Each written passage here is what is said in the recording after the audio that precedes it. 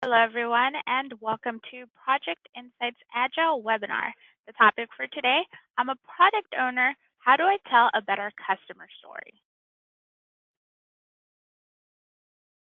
Just a few things to note before we get started. All participants will be put on mute. However, any questions you have are more than welcome.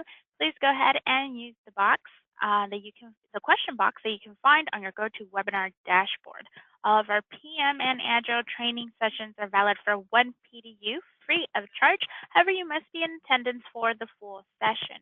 PDU certificates will be sent to you by the end of today. So I do ask that you please hold off on emailing me about your certificate until then. And for those of you interested in the recording and slides, those will also be sent to you by tomorrow morning.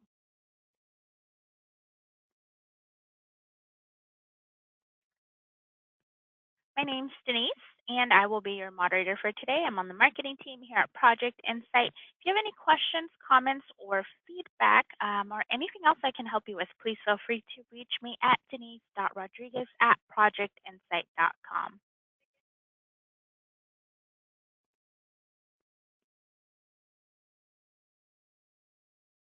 If you're not already familiar with Project Insight, we're a cloud-based project management solution. We work with two kinds of companies, those that are rapidly growing and need to scale the way they're managing their projects, and those that want greater visibility across their project portfolio, want more insight into the workloads of their resources, and want a better way to collaborate on projects among team members. If any of these sound familiar to you and would like to learn more, please feel free to give us a call, send us an email, or of course you can always request your free customized demo at projectinsight.net.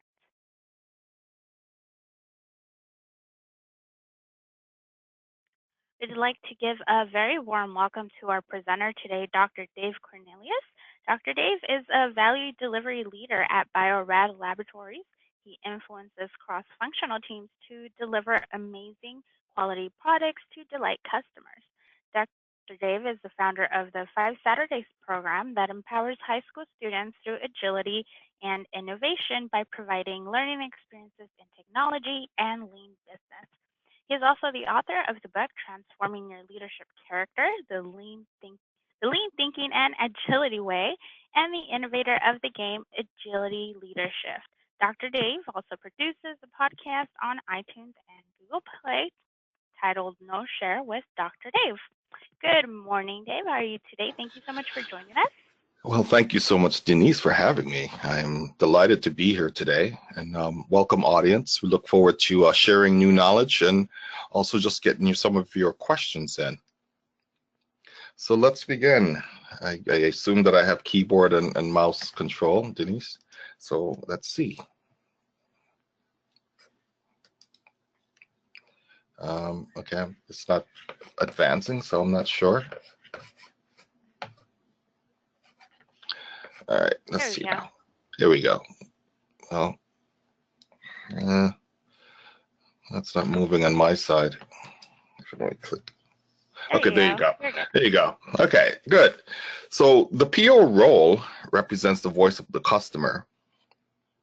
See, this position is essential to prioritize and evaluate the outcomes produced by the teams that are the builders of things. I say selecting the right person to represent VOC is critical to build the right customer value at the right time. So I could tell you that the name product owner is misleading and may lead people to believe that the person in this role owns the product. So there are many stakeholders in the organizations who represent ownership of the products. So journal writings from Schwaber and Beadle in 2002 stated, the product owner is responsible for prioritizing work in the backlog.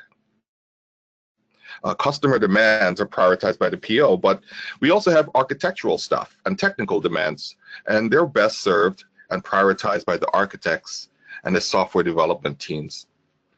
See, the Scale Agile framework, or it's called SAFE, it defined business and architecture epics to ensure a complete picture of the work to be done and a need for balance so that we do not end up with too much technical debt and too many customer functionality. So I could tell you the PO job is difficult. Satisfying customer wants and market demands require special skills to carefully integrate with multiple groups in the organization to deliver value. The PO can tell the best customer story when they're able to develop partnerships with a cross-functional team that produces and supports product for the market consumption. So let's talk about what are the topics today? What are the fun things we're going to talk about? We'll talk about the PO role and skills. We'll get into the PO role and strategy and portfolio, requirements and backlog definition, and just getting to done, right? That's the state that most organizations want to get to, is get to that done state, get work done. So there's a few learning objectives. We want you to be able to discover what makes a good PO, identify criteria to select a PO, and build a team of high-performing POs. And POs is just an acronym for product owner. I think we should probably feel that by now. So the PO has a role. And you can think of the product owner as a liaison between the customer and the software development team. And they provide these specific functions. In terms of representing the voice of customer, they look at they prioritize the product backlog. And the product backlog is nothing more than a series of things that the customer wants, and in a very specific order that would provide the greatest value. They develop the acceptance criteria, manage scope and content. They validate and accept the team verified work. As the teams are building things and they verify the work, we need the product owner to validate that what they asked for is actually done. And then they're more internal focus versus market focused. And sometimes people get confused between the PO and PM, and we'll really create a distinction so everyone understands what that is. So I believe there's a core set of skills that a PO need. And so to be an effective PO, he or she must be able to communicate and organize business goals. So the critical skills include effective communication and writing ability. We also want to look at, let me just bring something down here so we don't get killed with pings all day. Storytelling about the who, what, and why. They have to be organized and can prioritize work, and they're available to respond to questions by the teams. Because as you could imagine, as the PO puts information out, the teams will have questions. But I think there's another skill that's really critical, which is called elicitation. And elicitation is just one of those fundamental skills that a PO need. And this is an ability to think critically and to plan out the insightful questions while observing customers.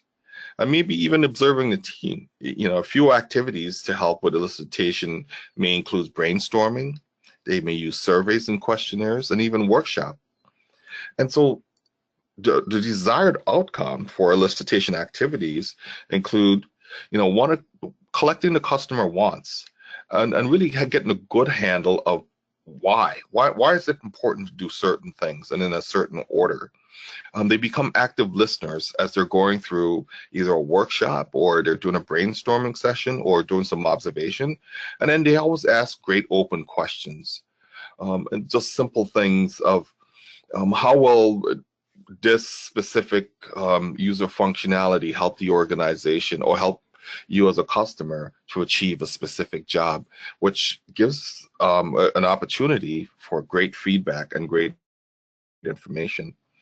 Now, also the PO has an opportunity to participate in strategy and portfolio.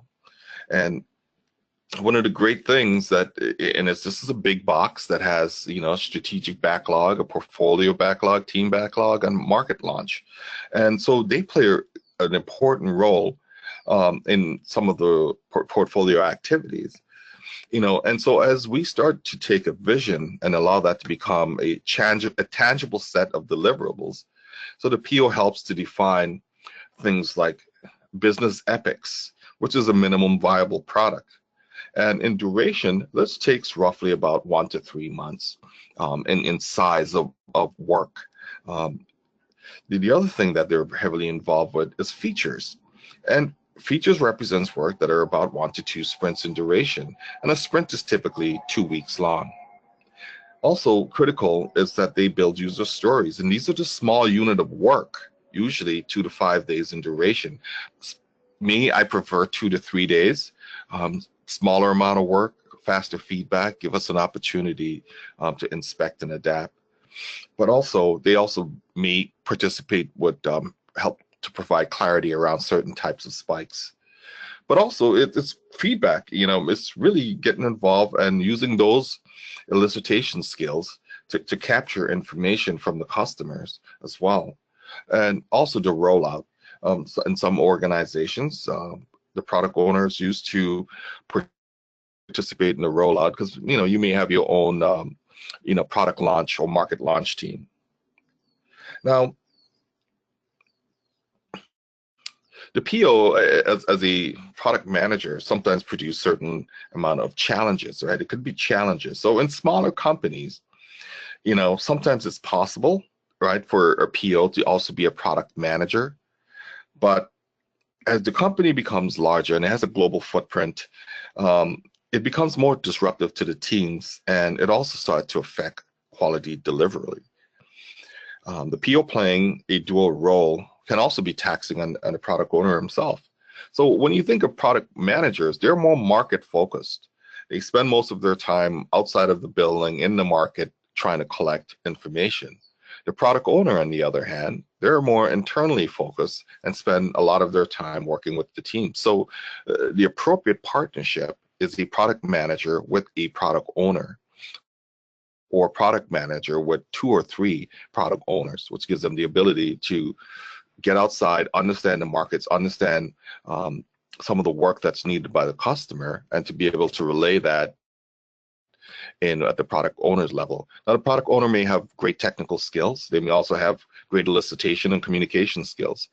And so one of the feedback and the challenges is that when a PO is playing a product manager role, sometimes you have delays in questions, or they can't do their product manager job. And then also the teams suffer when the PO is overworked.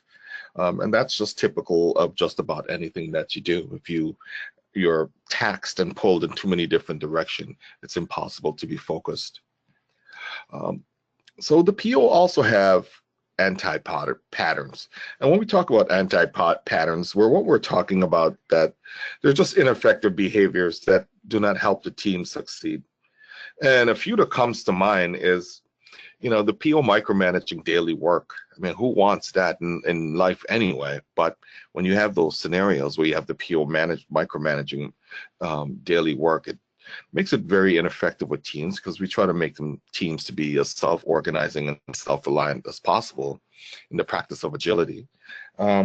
Sometimes if they refuse to add acceptance criteria to a user story or feature, or even to an epic. And acceptance criteria is important because it really tells us this piece of work, here are the acceptable activities or outcomes that we're looking for. So if you have a login screen, for example, you have a username and a password. Now, when you hit login or submit, well, the username and password should be entered into the screen. I mean, it's some of these. This is just a very simple example, but it's very critical, and all the different variances there of that. So we'll talk about that, how we could build better acceptance criteria later. When they start to estimate work for the team, this should only take you 1 month or 2 days. It's okay to have long-term goals, and said that we would like to release something by December of 2017, and whatever fit into that period of time based on the team's capacity and capability, then that's okay. They tried to align user stories with a release deadline, which is very difficult because basically only the team knows the effort. Also, when they're too busy for the team, they're traveling, they're in a lot of meetings, they're unable to answer the necessary questions needed by the team. So now here we come to our very first group interaction. And the question is, elicitation is an important skill for the product owner to develop. Is that true, or is that false?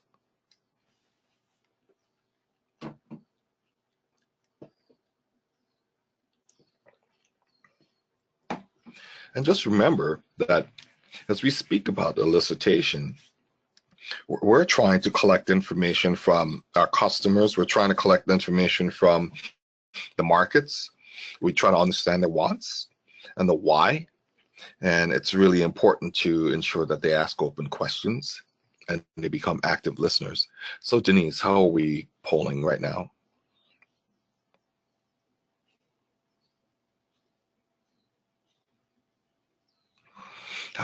Good. I think everyone is paying attention this morning. So good. So 96% of you said yes, it is very much true that elicitation skills is really important for the product owner to develop. Okay, try this again. Denise, I'm not getting it. Okay, there you go. So there's definitely a value of well-defined requirements. One of the things is that PMI in 2014 says that poor requirements result in 47% of project failures and 35% of project overrun. So just by not having things well defined could be very costly. Roughly in the neighborhood of 82% of project failures in total is because of poor requirements. And when you have well-defined requirements, it helps you to understand, what is the customer value or the voice of the customer. And people and the teams, have a much better understanding of what to build and what to test. More important, it improves performance and stakeholder confidence in the fact that they understand what you're trying to do to meet their vision. So as I stated before, PMIs in one of their research, stated that yes, poor requirements result in, project failures and project overrun.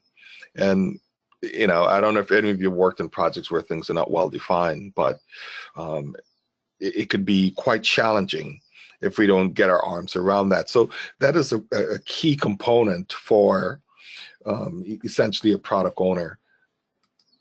Let me mute myself for 1 second.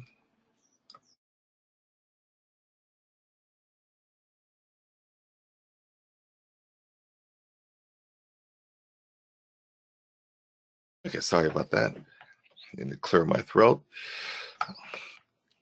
Okay, come back here. Now, working with customers.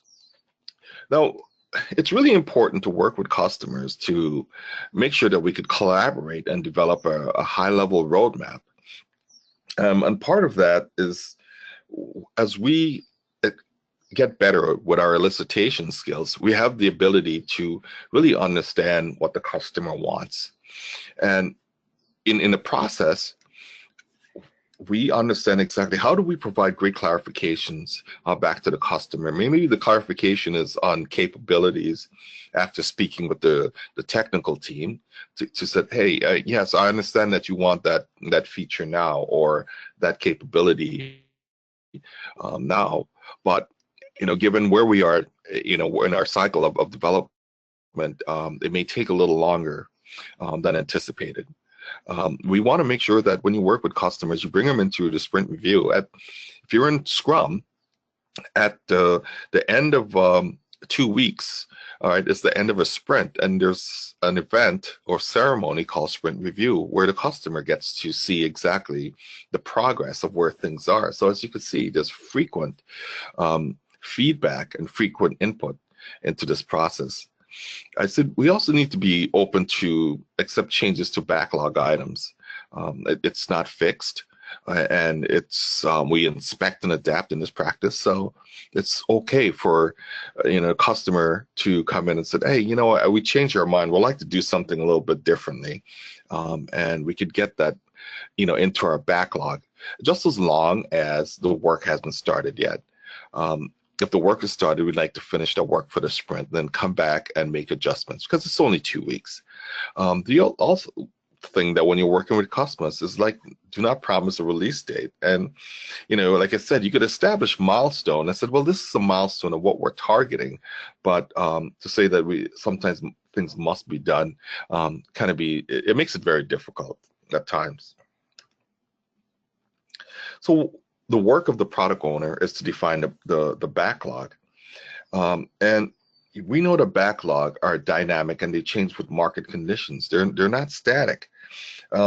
One of the things that we'll talk about more is about the work to be done. So the voice of the customer is one perspective, but to me, the jobs to be done, the work to be done, is the actual observation of what customer really wants.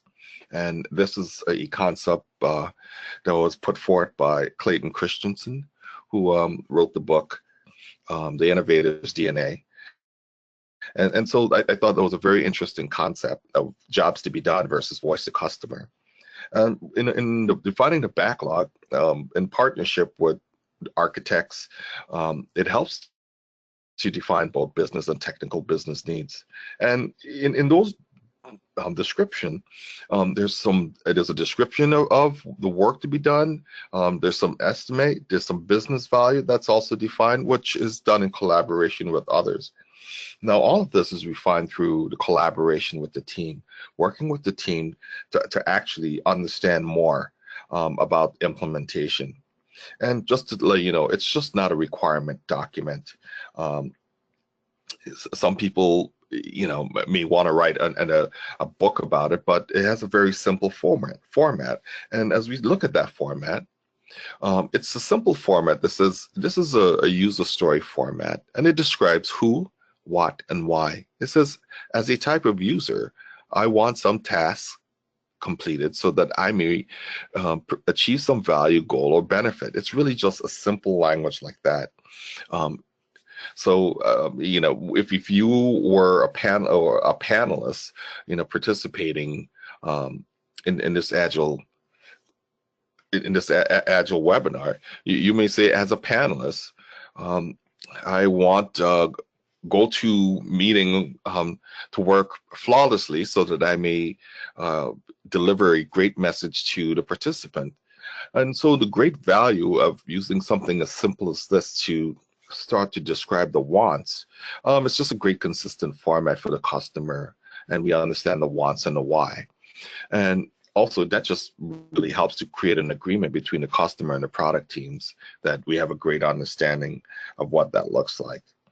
So before, I talked about acceptance criteria, and the acceptance criteria is really important because it's really the behaviors that we're trying to describe so that we could understand the desired value. And so when we think of an acceptance criteria, there's a format that is really helpful and very straightforward. It's called behavior-driven development, or BDD. And it also, you could include positive and negative scenarios. So the simple format is given, when, then. And it's given some initial context of conditions, which are called the givens. It says when an event or action occurs, then ensure a particular set of observable outcomes occur. And I'll just give you an example of what that looks like. And I'm using this as, given we have an internet connection and the software webinar is up and the presenter is ready, when Denise starts the webinar and introduces Dr. Dave, then Dr. Dave can begin his presentation and participants can learn something new. And this is just really a simple, straightforward format that helps everyone to understand what are the givens, when certain actions are taken or were taken, and then there are these specific outcomes. The other actions, now that we have a language to describe the work that we want, now we also have a language and a format to describe the acceptance criteria. There is additional work to be done called backlog grooming. And backlog grooming is nothing more than an activity where the product owner connects with the team, and basically it's a refinement of the customer jobs to be done. And I'm using this word, customer jobs to be done, and wants to be almost synonymous, but even though jobs to be done is more of an observation, and it's more definitive than just a want. Part of the work is to take epics and break them down to features and features to user stories. So epics are really huge amount of work that takes anywhere from 1 to 3 months. Features are things that we want to get done within 2 weeks, and user stories are in a more granular fashion. I like 2 to 3 days, but some people will satisfy or accept 2 to 5 days. So as you can see, we're breaking things down from a large epic down into something more granular, like a user story. So we want to make sure that the acceptance criteria is well defined. I like to include user personas in epics, features, and stories so that people begin to have the appropriate context that the want is for a technician working in a laboratory as opposed to just, as a user, which, it doesn't really help you to understand the context of how this feature or piece of work is done. I also am a big fan of including user journeys from UX workshops. And if you're doing any types of screens, user interfaces, then wireframes are really important to help illustrate exactly what the user is trying to get across. So how the user will interact with your application. Now, we're back to asking another great question, and we're looking at our second interaction as a group. We want to look at, what does poor requirements, what is the effect of poor requirements on a project? Is it A, 40%, 47% of project failures and 35% project overrun? B, 47% of project fun and 35% project done? And C, 30% of project wins and 30% project value? Or D, 10% of project failures and 90% project overrun? What is your answer? As we know that requirements are extremely important to enable the organization or allow the teams to really understand what work needs to get done and how can we do them effectively. The importance of having great acceptance criteria is really critical and puts us in a position to really understand what's really needed.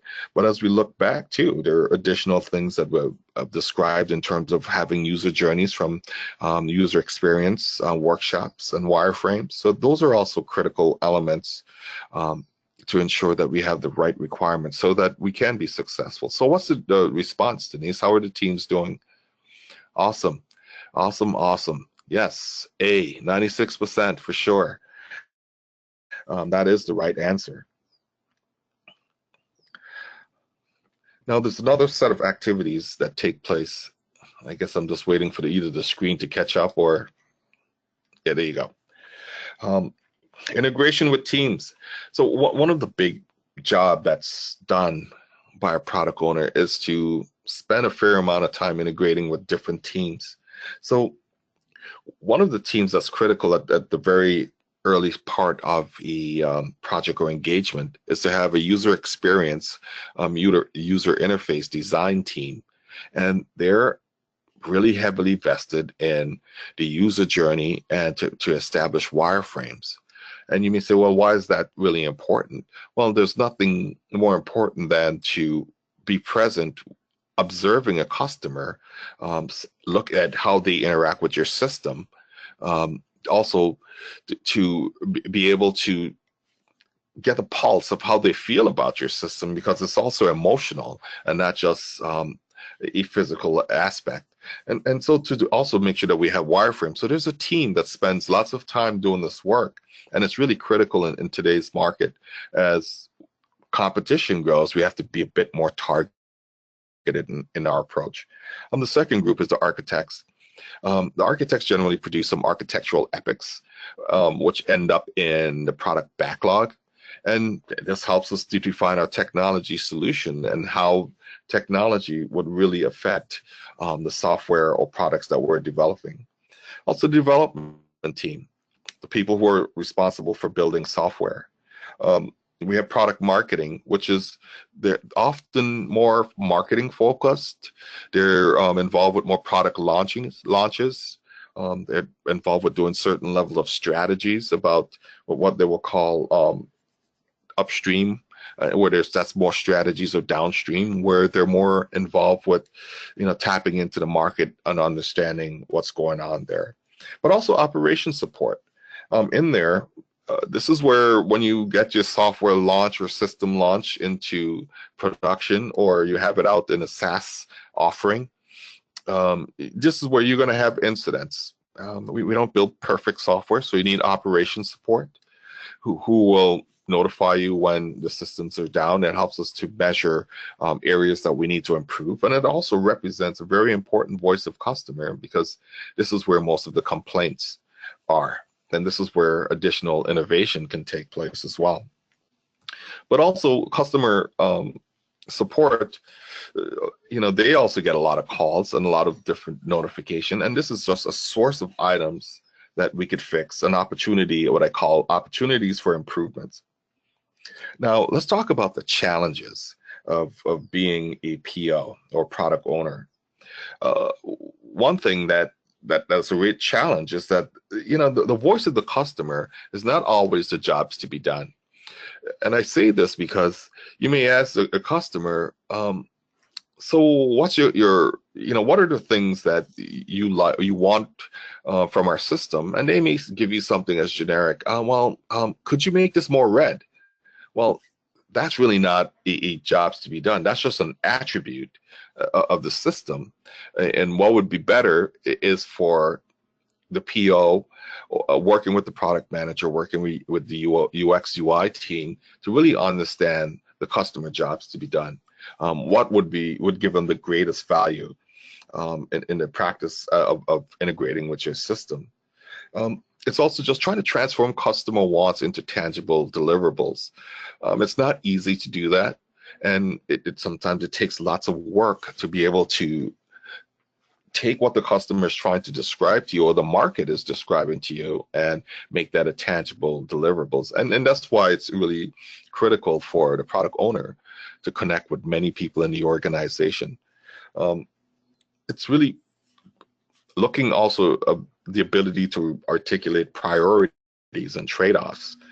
This is not easy. Why should I do this one feature over the other, and to be able to articulate that.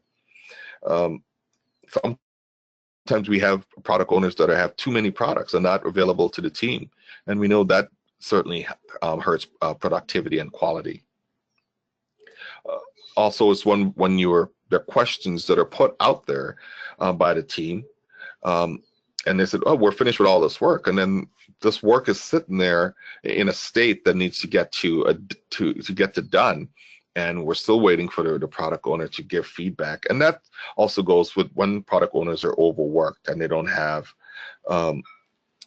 time to get things done. One of the big challenges too is like dealing with customers who do not understand the practice of Agile, and what they would like to do is have defined dates, and said, well, this thing has to be done here. Well, it's good to have milestones, and there's nothing wrong with having those, but what fits into, if you have a 5-pound bag of potatoes and you said we need to fill that within the next minute, well, what I can promise you is that at the end of 5 minutes or 1 minute, it will have a certain amount of potatoes in the bag. I can't promise you that the bag would be filled, because we just do not know, and we do not have the skills or the capability to really predict the future. So I often warn people about doing that. I said there's nothing wrong with putting a milestone out there, but also let's just be realistic. You may even have to change the milestone date when you put one out there, because that's just a reality that it happens. I just want everyone to be aware of that. So there's also another attribute that we look for, that is for product owners to be resilient. And so where they have a clear vision of the product roadmap and they are able to articulate and share that with the teams. Also mean just making sure that we understand the customer priorities and the market priorities to increase revenue, because that's why we build products. Even if you're a nonprofit and you're building a product or a service, there's also an eye on generating revenue, because you have to keep the business alive and keep the door open and pay salaries and all of those wonderful attributes of being in business. I think servant leadership qualities are important to really demonstrate resilience as well. And then, the ability to say no to customers when necessary. Saying yes all the time could also put you in a position of compromise. And you want to, say no in a very diplomatic way, but at times it's just necessary to do that. You don't have much of a choice. Either you're over promising and under delivering, and it's better to just deliver value, at the capacity and capability of the team.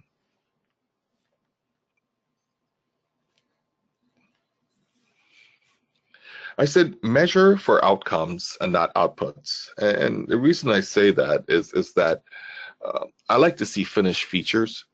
And some people, they want to measure how many story points are produced.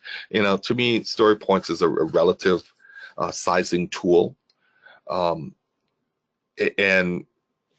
to spend time worrying about how many story points someone created, to me, that's an output. What I really care about is that, did you get this specific feature done within a sprint? To me, that's far more important. So one thing, taking it up a level higher, is to use something called objectives and key results. This is a practice that was it's used by Google, and I think it came from Intel. Actually, is where it was the first used and developed to really establish exactly what are the key objectives, what are the key results, and what is the confidence of getting that done. So, when you start setting up OKRs for features or story objectives, this is really a great tool to help you get there and make sure that you have these critical elements of key results and confidence, because basically you set up an objective and you've done your due diligence. How confident are you of getting this done? Well, if it's a 0.01 or 0.001, well, that's a very low confidence. But if it's 0.89 or 0.98, so that's a higher confidence. So at least it allows people and gives an indicator that in trying to achieve this very specific objective, people feel confident that they could get there. So I put out an example of really what's an objective. So you can say increase customer sales and payments through e-commerce. And so the key results that we want to look at, we have like 20% of e-commerce sales processed by Q3. So you could see we actually have quantitative measures as part of the key results. We could say cross-sell customers to one adjacent product by Q3. That's also has something that we could measure. And we said, let's make sure that we can get our net promoter score of 5% by Q3. And so we'll say as a team, and that should be in another line, that we have a confidence of 0.6. So we're better, we're about, we're better than 50%. We're more at 60% confidence that we could achieve this.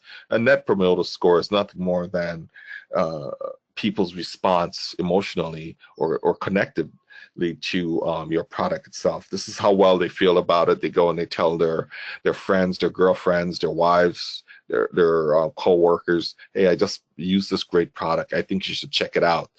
Great word of mouth marketing.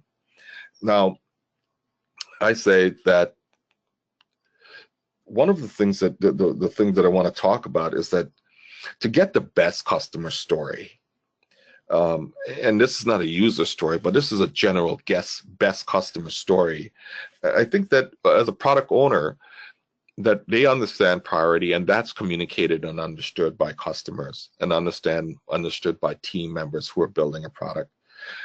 We look at quality is delivered as a primary focus and have a great understanding of that. We have frequent deliverables, which are incremental, providing great improvements for the organization. And as the customer receives the jobs to be done satisfaction, they're actually producing a value that's usable and really allows the customers to feel satisfied in their action. So we have one more group interaction, where we talk about the best customer story is when the jobs to be done is satisfied. Is that true, A, or false, B? I mean, what's your thought on that? So as I was talking about the jobs to be done, in Clayton's Christensen's book, one of his example was of a milkshake, and figuring out that people use a milkshake as a social item and in a way of enjoyment as well. So it was really interesting in terms of how people are using smoothies as a kind of a replacement for a milkshake, but it serves several purposes, right? It's one of those drinks that you could take your time to drink that down. It provides nutritional value. And so in the mornings, people are doing more and more smoothies. So we're satisfying a job by making sure that people are fed. It's providing a social item. So what say you? That's right. The majority wins. 76% for sure for A. Great.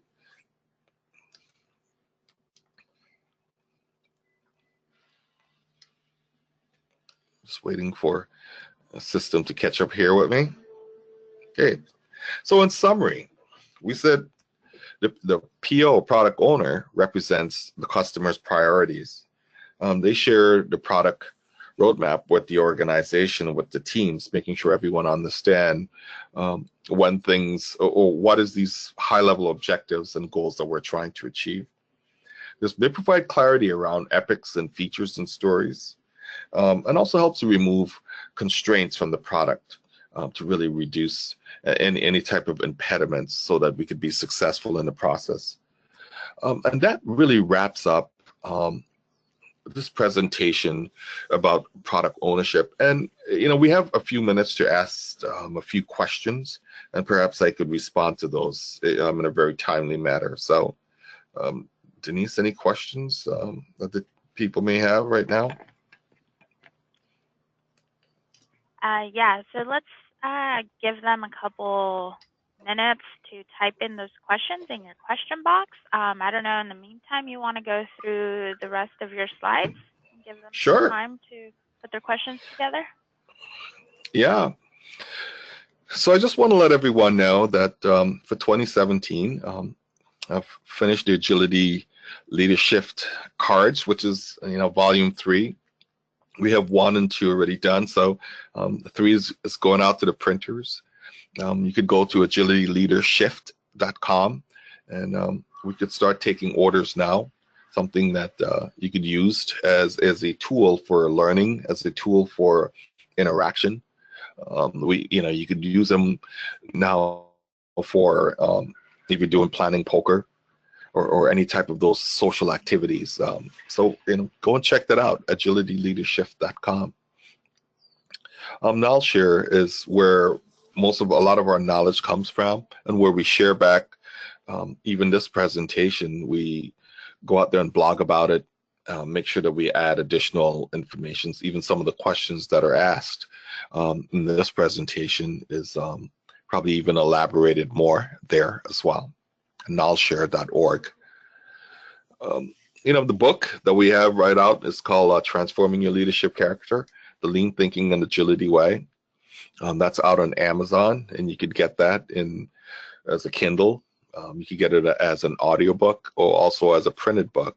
And there's also the volume 1 and 2 of the Agility Leadership game as well. I just want to let you guys know that I'm working on a follow-up book to this called Elastic Minds. And so that may be out sometime in the fall in a digital format. 5 Saturdays. This is by far one of the most fun things to do. Is I think this Saturday is going to be week number 6. Because we have 5 core Saturdays, and the first and the 7th Saturday are just more. The first is an introduction, and the 7th is more of the awards, where we really celebrate the accomplishment of the students and the learning facilitators. So, go out and check out www.5saturdays.org and learn more about what we're doing there. This year is really A lot of fun where we're teaching our high school students, 14 to 19-year-old, lean business by using a lean canvas, and they're setting up businesses. And also we're teaching them mobile application development as well as job readiness, teaching them how to build a resume. So, in our give back to our community, we're really trying to move the needle and help students be in a position to, either find a job now or in the future or get to college. Just check that out.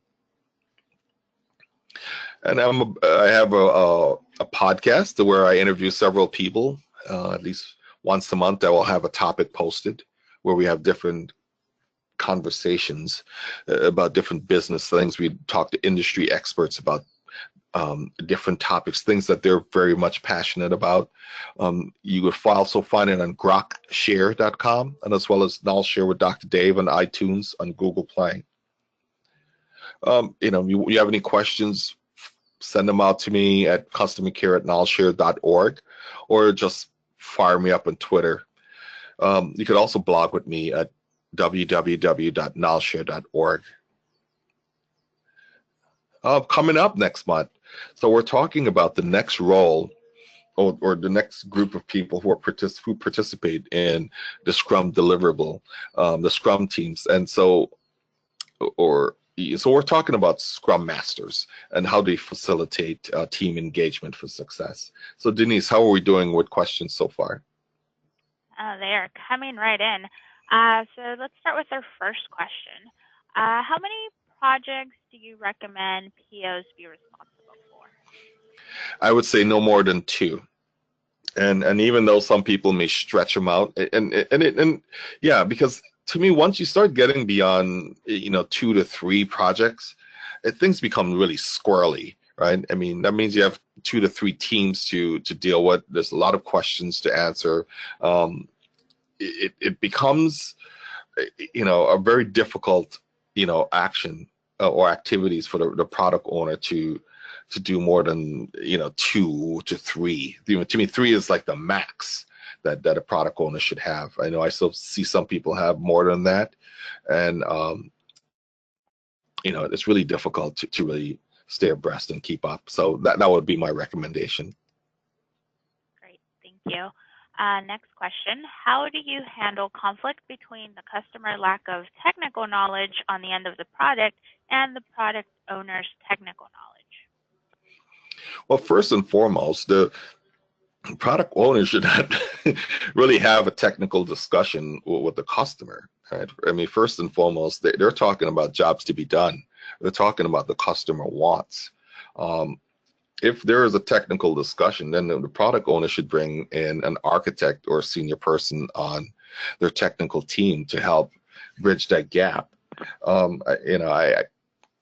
I tend to ask product owner to stay out of the tech, because oftentimes, even though, like, I even look at myself, even though I know technology really well, I don't write code anymore. I don't do as much architecture work anymore. So if you're away from it, I would not want a product owner to be in that position. So I would recommend that they talk about the wants of the customer, talk about the priorities, and if a customer needs to talk about technology, they bring in the right people to answer those questions. Great, thank you. Next question, where does software testing / QA fit into agile teams? Is it part of the development team? Yes, and in the new paradigm, we don't really have QA. We don't have a QA team. It's just one team. So in the old paradigm, you would have a development team and a QA team, and development teams write code and then throw it over the wall to QA, and then you have this ping pong effect. Now you have the QA and developers working in tandem,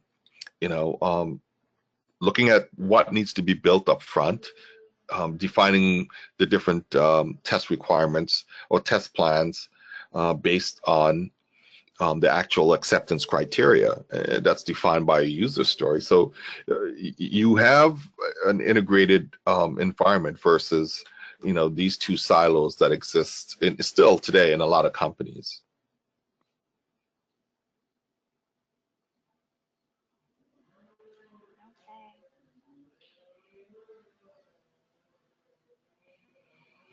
So I think we have time maybe for one more question, because I know you have to get out and we have to end at at 9 o'clock. Yes. So So here's scenario / question. So when working with an organization in the midst of an agile transformation, divorcing from large upfront planning, resilience on monolithic BRDs is difficult. Currently, I find my client using user stories as just a table of content / pointer to the BRD. Clearly, this does not tell a good story. Can you provide some helpful insight on breaking that mental dependency on large upfront waterfall / plan-driven planning? that's a very good question. In terms of being able to, because we're almost talking about a culture shift, right? And which is, everyone knows those are really difficult. There, one way to go about doing that is there's a technique called story mapping, to really go through and start building that type of integration with customers, and said, well, here are all the things that you want. How do we start to break this down into smaller, units of work? And so that's one technique that can be used, because we're doing a culture shift. The second aspect of it is making sure that we could get your customers to engage in the sprint reviews, which they get into the habit of seeing smaller incremental values that they could touch and give feedback. Because in the traditional way, the way we used to do things is that, you would get some requirements for 3 months, do some development for 6 months, and do some QA for 3 months or maybe a month, and then we bring the customers back and said, hey, look what we've done. And so this is a huge paradigm shift and a huge cultural shift, where you're asking the customers to be more actively engaged in the process. And I don't know, but from my experience, what people like is that they begin to see progress taking place. And this doesn't happen overnight. This is something you have to really work on and work toward. So like I said, there's 3 things that I've just outlined. The first thing is try some story mapping activities. Also, make sure that they come to your sprint reviews, and try to build some success into your outcomes, so that they could see that, okay, I'm getting a little bit of value every 2 weeks. The first couple of weeks, okay, don't really understand this so much, but ask them also to just suspend disbelief, and also to just give it a try, right? And see if it doesn't work, then we could always go back to the old way. Well, just give it a try to make sure that you could get to the place of desire. And for me, people talk about transformation. You begin with adoption, and that begins with training, and making sure, and coaching. And then the next phase of that, and that normally takes about 9 months to a year to get adoption in. You started to change behaviors, and then from there you can start talking about transformation, where everyone is totally gets it, and they see the value out of that. And I think that's probably about as much time as I have for answering questions for now. But if you, Denise, when you send me the other questions, I'll definitely answer them on nullshare.org. Yes, awesome. Thank you so much for taking the time to answer those questions. And if you do have any other questions that come up after the webinar, please do not hesitate to send them over to me, and I'll be happy to forward those to Dave. All right, guys. So as far as your PDUs, you will automatically receive your PDU certificate via email towards the end of today. If you have any questions, comments, anything else I can help you with, please feel free to reach me at denise.rodriguez@projectinsight.com. You will earn 1 PDU per webinar session attended. Remember, this only includes project management and agile sessions. And to register your PDUs, please visit pmi.org and log in as a member of PMI. Select course or training and fill out all the information below, which will also be available within your PDU certificate. For those of you on social media, I'd like to invite you to follow, like, and subscribe to our social media channels. Our handle on Twitter is @ProjectInsight. also find us on Facebook, LinkedIn, Instagram, and YouTube for the latest in PI news. And in our Project Insight community, you'll find many recorded videos and webinars for you to watch and learn from. You can sign up for your next project management training, IT methodology, Agile. We do have some great leadership recordings on our site, and also your product trainings coming to you every month. Please visit our webinar calendar, check them out, register for as many as you'd like. They are all free. Invite your friends, your colleagues, and that is all we have for you today. So thank you so much, Dave, for joining us today. This was a very informative and great session per usual. And I'd like to thank our audience too for joining us. And we hope to see you next time. See you soon, Denise, and thank you, audience.